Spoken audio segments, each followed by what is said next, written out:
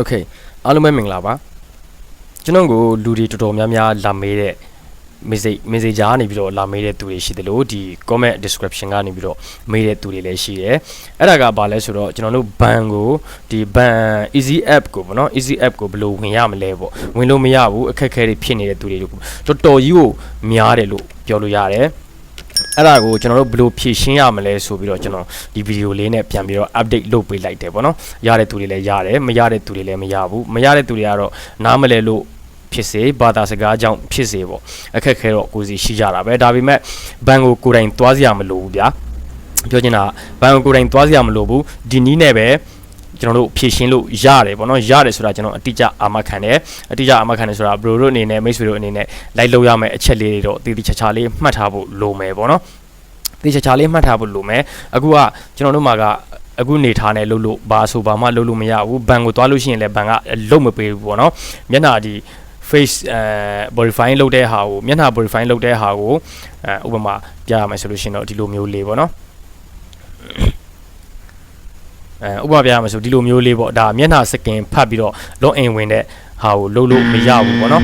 လုပ်လို့မရဘူးဘာလို့ဆိုတော့ကျွန်တော်တို့ပန်းရောက်ဘတ်တွေကအသေးနေတဲ့ခါကြာတော့လေအဲ့ဒါကိုကျွန်တော်တို့ဒီဘယ်လိုမျိုးလုပ်ရမလဲဆိုပြီးတော့ကျွန်တော်ဗီဒီယိုလေးနဲ့လာပြီးတော့ရှင်းပြပေးသွားတယ်ပေါ့နော်ပထမတစ်ချက်ကဒီအဆင့်တွေဝင်လို့ရတယ်ဒီအဆင့်တွေဝင်လို့ရတယ်နောက်ထပ်အဆင့်တွေလည်းဒီအထီတုံဒီအဆင့်တွေအထိရောက်ကြတယ်ပေါ့နော်ဒီအဆင့်တွေအထိရောက်တယ်ပြီးလို့ရှိရင် deposit number ဆိုပြီးတော့ကျွန်တော်တို့ရှိတယ်ဗျာအဲ့ဒီ deposit number နေရာမှာကျွန်တော်တို့ဘာမှလုပ်လို့မရတော့ဘူးအဲ့နေရာကိုဝင်လို့မရတော့ဘူးကွာ deposit number ရိုက်ထည့်ပေးပါဆိုတဲ့နေရာကနေပြီးတော့ဆက်သွားလို့မရတော့ဘူးဆိုတော့အဲ့ဒါကိုကျွန်တော်တို့ဘယ်လိုမျိုးလုပ်ရမလဲဆိုလို့ရှိရင်တော့အရင်ဆုံးမိတ်ဆွေတို့အနေနဲ့ကျွန်တော်တို့ bat မဟုတ်ဘူး sorry ပြောတာမှားသွားတယ်အဲ့ဒီကျွန်တော်တို့ရဲ့ ban application ထဲမှာကျွန်တော်တို့ easy app ထဲမှာပေါ့နော် easy app ထဲမှာကျွန်တော်တို့ဒီ gmail လေးတစ်ခုထည့်ပေးတာရှိတယ်ဗျာအဲ့ဒီကိုယ့်ရဲ့ profile ရဲ့အောက်က gmail လေးတစ်ခုထည့်တာပေးတယ်ဒီလိုမျိုးလေးပေါ့နော်ဒီလိုမျိုးလေး gmail လေးတစ်ခုထည့်တာပေးတယ်အဲ့ဒီ gmail ကိုမှတ်မိဖို့လိုပါမယ်ပြီးတော့ ban account ဖွင့်ထားတဲ့ phone number ရှိဖို့လိုပါမယ်ဒါကနံပါတ်2အချက်ပေါ့နော်ပြီးလို့ရှိရင်ကျွန်တော်တို့ ban account ဖွင့်ပြီးတာနဲ့ငွေဝင်ငွေထွက်သိရအောင်ဆိုပြီးတော့ ban slip ကိုသူတို့ကဒီ automatic ပို့ပေးနေတဲ့ line နဲ့ line အစိမ်းရောင်လေးနဲ့ချိန်ထားဖို့လိုမယ်ပေါ့နော်ဒီအချက်လေးတွေလိုမယ်ပြီးလို့ရှိရင်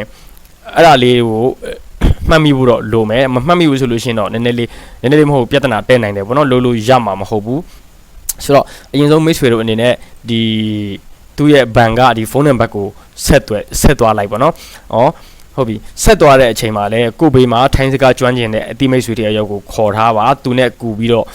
ပြောခိုင်းပါဒါမှမဟုတ်ရင်လည်းထိုင်းမိတ်ဆွေတယောက်နဲ့ခေါ်ပြီးတော့ပြောခိုင်းပါဗောနော်ဒါဆိုလို့ရှိရင်တော့ပို့ပြီးတော့အဆင်ပြေတယ်ပေါ့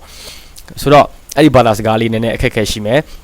ဆိုတော့ဒီနံပါတ်လေးကိုဆက်လိုက်ပါဗောနော်ဒီနံပါတ်လေးကိုဆက်လိုက်ပါဒီနံပါတ်လေးကိုဆက်ပြီးတော့ဘာလုပ်ရမလဲဆိုလို့ရှိရင်သူတို့ကပြောပါလိမ့်မယ်ဘာတွေ့ကြောင့်ဖုန်းသူတို့စီကိုဖုန်းဆက်လာပါတယ်လဲကျွန်တော်နည်းနည်းလေးနဲ့ကျွန်တော်ပြောပေးသွားမယ်နော်။ဘာကြောင့်မို့သူတို့စီကိုဖုန်းဆက်လာတာလဲဆိုလို့ရှိရင်တော့မိတ်ဆွေတို့အနေနဲ့ယာယီเครื่องเปลี่ยนเครื่อ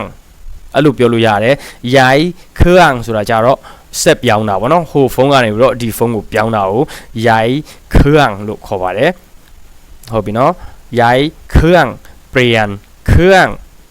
งตัวมဟုတ်เข้าศูนย์ระบบใหม่เข้าศูนย์ระบบล็อกเองဝင်အောင်เข้าศูนย์ระบบဆိုပြီးတော့ခေါ်ပါတယ်ပေါ့နော်ဆိုတော့ဟုတ်ပြီအဲ့လိုမျိုးပြောပြီးလို့ရှိရင်သူတို့ကနေပြီးတော့ခဏစောင့်ပါဆိုပြီးတော့နောက်ထပ်ဖုန်းတစ်လုံးကိုသူတို့က join ပေးပါလိမ့်မယ်အဲ့ဒီမှာကိုကပြောရမှာက तू ကဖုန်းနံပါတ်ကိုမေးပါလိမ့်မယ်ကိုရဲ့ဖုန်းနံပါတ်ဒီဖုန်းမှန်ရဲ့လားဟုတ်ပြီနော်ဒါနံပါတ်1အချက်ကိုဖုန်းကဟုတ်တယ်မှန်တယ်ကျွန်တော်ဘန်အကောင့်ဖွင့်လာတာဒီဖုန်းနံပါတ်ပါဆိုပြီးတော့ပြောဖို့လိုမယ်ပေါ့နော်ဒုတိယအချက်ကဒီဘန်ရဲ့အကောင့်ထဲမှာချိတ်ထားတဲ့ဒီစောနာကကျွန်တော်ပြတဲ့ဒီ Gmail လိုမျိုးပေါ့နော်စောနာကကျွန်တော်ပြတဲ့ဒီ Gmail လိုမျိုးဟာလေးကိုကျွန်တော်တို့ကပြပေးဖို့လိုမယ်ပေါ့နော်ဒီလိုမျိုး Gmail ဟာလေးမျိုးပြပေးဖို့လိုမယ်ဒါမှပဲသူတို့ကအဲ့ဒီ Gmail အဟုတ်မဟုတ်ဆိုတာကိုသူတို့ကစစ်မဲ့ခါကြတော့အဲ့ဒါကတစ်ချက်ပြီးလို့ရှိရင် Gmail ပြီးလို့ရှိရင်ကျွန်တော်တို့ဒီ ban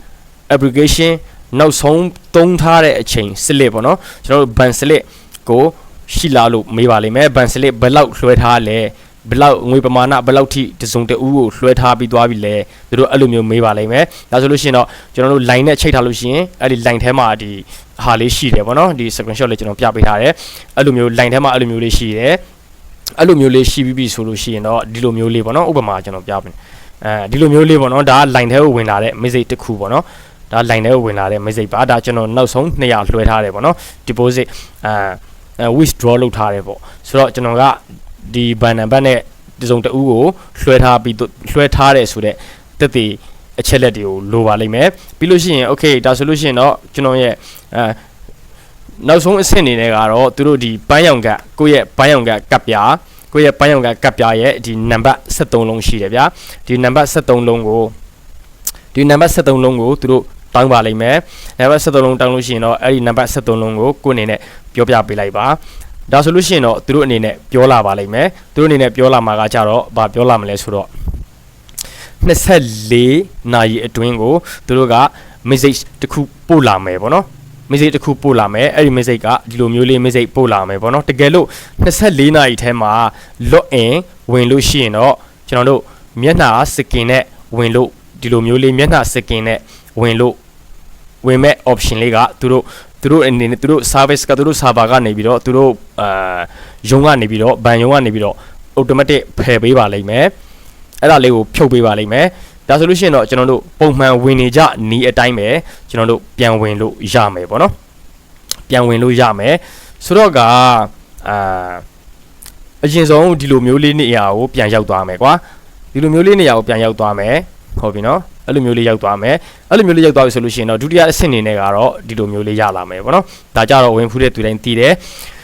ဆိုတော့ဒီမှာကြတော့ဒီအလယ်နေရာကိုကျွန်တော်တို့ click တစ်ချက်နှိပ်လိုက်ပါနှိပ်လိုက်ပြီးတော့အောက်ဆုံးမှာကျွန်တော်တို့ passport နဲ့ဖွင့်လာလို့ရှိရင် passport number လေးထည့်ပေးပါအောက်မှာမွေးတက်ကြထည့်ပေးပါပေါ့နောက်ထပ်အနေနဲ့ကကြတော့အဲ့လိုမျိုးနှိပ်ပြီးပြီဆိုတာနဲ့သူစီက deposit number ဆိုပြီးတော့အဲ့ deposit number ပုံလေးပြနေပါလိမ့်မယ်ပေါ့နော်ပေါ်လာပါလိမ့်မယ် deposit number ပြီးပြီဆိုတာနဲ့deposit number ထည့်ပြီးဆိုတာနဲ့ပုံမှန်ဆိုလို့ရှိရင်တော့မျက်နှာစကင်ဖတ်မဲ့ဟာကိုသူတို့တောင်းပါလိမ့်မယ်ဒီ app ကနေပြီးတော့မျက်နှာစကင်ဖတ်ရမယ်ဆိုပြီးတော့အဲ့ဒီ option လေးတောင်းပါလိမ့်မယ်ကျွန်တော်တို့24နာရီစောစောနာကသူတို့စီကိုအကြောင်းကြားထားတဲ့အခါကျတော့အဲ့ဒီမျက်နှာစကင်ဖတ်မဲ့ option ကမရှိတော့ဘူးကျွန်တော်ပြောတာသဘောပေါက်လားမသိဘူးဖုန်းထဲမှာမရှိတော့ဘူးဖုန်းထဲမှာမရှိတော့တဲ့အခါကျတော့ကျွန်တော်တို့ဝင်မဲ့နီလန်ကအရန်ကိုမှလွယ်ကူသွားပါတယ်ဆိုတော့deposit number ပြီးလို့ရှိရင်တော့ဒီအဆင့်လေးတွေပေါ်လာမယ်ပေါ့နော်ဒီလို့ရှိရင်ဖုန်းနံပါတ်ဒီဖုန်းနံပါတ်ဟုတ်ရဲ့လားဆိုပြီးတော့ဖုန်းနံပါတ်လေးပေါ်လာမယ်ဖုန်းနံပါတ်လေးကို OTP ပို့မယ်ပေါ့နော် OTP ပို့မယ် OTP ပို့ပြီးတော့ကိုယ့်ရဲ့ဒီဘန်ထဲကိုဝင်နေတဲ့ဘန်နံပါတ်6လုံးကိုရိုက်ထည့်ပေးလိုက်ပါရိုက်ထည့်ပေးပြီဆိုတာဒီလိုမျိုး option ကပေါ်လာမှာမဟုတ်တော့ဘူးပေါ့နော်မျက်နှာစကင်ကပေါ်လာမှာမဟုတ်တော့ဘူးဆိုတော့ကျန်တဲ့အဆင့်တွေကြတော့အဲ့ဒီအဆင့်တွေကိုပြီးသွားပြီဆိုလို့ရှိရင်တော့ဘာမှလုပ်စရာမလိုတော့ဘူးပေါ်လာတဲ့ဟာကိုအပေါ်နာလေးကဒေါက်ဆွန်လေးမှာကြက်ချီခတ်လေးရှိတယ်ကျွန်တော်ဖုန်းနဲ့လုပ်ပြလို့မရလို့ပါဆိုတော့အဲ့ဒီကြက်ချီခတ်လေးကိုပိတ်မိတ်ဆွေတို့အနေနဲ့ပိတ်ချလိုက်လို့ရှိရင် automatic ဖုန်းရဲ့ဘန်ထဲကိုရောက်သွားပါလိမ့်မယ်ဟုတ်ပြီနော်အဲ့လိုမျိုးလေးတတိချာချာလေးမှတ်ပြီးတော့လုပ်ကြည့်ပါဗီဒီယိုလေးကိုလည်းတတိချာချာနားထောင်ပါကျွန်တော်ပြောတဲ့အဆင့်တွေလည်းမကြော်ပါနဲ့မကြော်ဘဲနဲ့လုပ်ကြည့်ပါလုံးဝကိုရပါတယ်မရဘူးဆိုတာမရှိဘူးလုံးဝကိုရပါတယ်ကျွန်တော်တို့အခုအနေနဲ့က passport တွေလည်းတင်နေတယ်ဘတ်တွေလည်းတင်နေတယ်ဘန်လည်းသွားလို့မရဘူးဆိုတော့အဲ့ဒီပြဿနာကတော်တော်ဆိုးတယ်ကျွန်တော်နားလဲတယ်အဲ့ဒီခါကျတော့တချို့တွေကလည်းကျွန်တော်ဗီဒီယိုကြည့်ပြီးတော့လုပ်တယ်ရသွားကြတယ်တချို့တွေကနားမလဲတဲ့သူတွေကြတော့နည်းနည်းရှုံရင်ရှုံနေလိမ့်မယ်ပေါ့ဆိုတော့မိတ်ဆွေတယောက်အနေနဲ့ဒီကျွန်တော်စီကိုသူကလာပြောတယ်ပေါ့နော်ဒီလုပ်လို့ရတယ်ပေါ့ဒီနည်းနဲ့လုပ်လို့ရတယ်ဆိုပြီးတော့သူကလာပြောတယ်ကျွန်တော်ဗီဒီယိုကြည့်ပြီးတော့လုပ်တယ်မလုပ်ဘူးဆိုတော့ကျွန်တော်လည်းမပြောတတ်ဘူးသူ့လည်းကျွန်တော်ကမမေးဘူးပေါ့နော်မမေးတဲ့ခါကျတော့အဲ့လိုမျိုးလုပ်လို့ရတယ်ဆိုတော့ okay ဒါဆိုလို့ရှိရင်လည်းငါ update အနေနဲ့ပြန်တင်ပေးအောင်မယ်ဆိုပြီးတော့ကျွန်တော်ကဒီဗီဒီယိုလေးကိုလုပ်လိုက်ဖြစ်တယ်ပေါ့နော် okay မိတ်ဆွေတို့အနေနဲ့ကြည့်ရှုပေးတဲ့သူတိုင်းကိုအားလုံးကိုကျေးဇူးအများကြီးတင်ပါတယ်ခင်ဗျာအကုန်လုံးပြဿနာပေါင်းစုံကိုကြော်လွှားနိုင်ကြပါစေကျွန်တော်ရဲ့ဗီဒီယိုလေးကမိတ်ဆွေတို့အတွက်အထောက်အကူလေးဖြစ်လို့ရှင်တော့ကျွန်တော်ကျေးနပ်ပါတယ်ကျေးဇူးအများကြီးတင်ပါတယ်